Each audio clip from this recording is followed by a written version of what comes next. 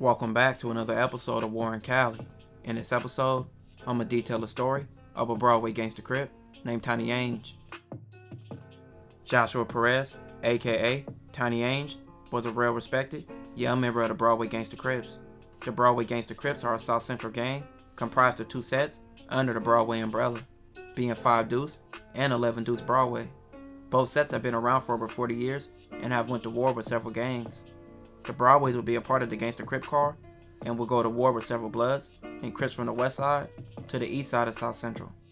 Since the 70s, the Broadways have been deep in the streets and have made a name for themselves, from the 5 Deuces to the 11 Deuces, and they will have some epic wars. Some of their worst wars have been with gangs like the Denver Lane Bloods and also the East Coast Crips. And the Broadways will be a gang in LA involved in a lot, from drug dealing and murders against rival sets, and Tiny Ange will be a part of both. In 2012, Tiny Ange and several other gang members of the Broadways traveled into the territory near Hyde Park District of Los Angeles in the Rollin 60's turf and fired a barrage of more than 40 bullets into the crowd of people walking to a rival gang's party.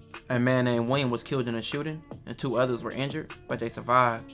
The shooting was motivated by a desire to retaliate against the 60's for the recent murder of a fellow Broadway gangster Crip. Everything would go downhill for Tiny Ange when he was pulled over by the police and the gun used in the shooting was found in his car.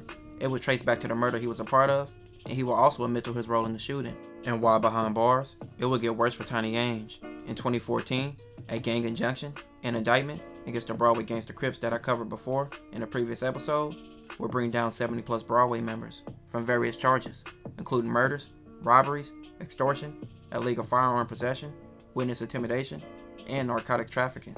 And Tiny Ange's name will be brought up in the indictment as a part of a racketeering conspiracy.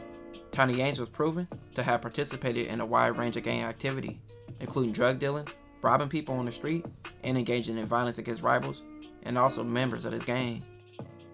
And with so much evidence against Tiny Ange, he would receive 30-year sentence for his crimes. The indictment was called Operation Gremlin Riders, and it took more than 1,300 FBI agents and LAPD officers to bring down 72 people. In a 213-page racketeering indictment that outlines 2 decades of criminal activity of the Broadways, including murders, robberies, extortion, witness intimidation, and like I said, narcotics trafficking. This was a big hit for the Broadways in this indictment. They lost a lot of big names from their set. They lost a lot of moneymakers and also a lot of shooters, so this was a major hit for their gang. And Tiny Ange was one of those big names who was a big loss for their set.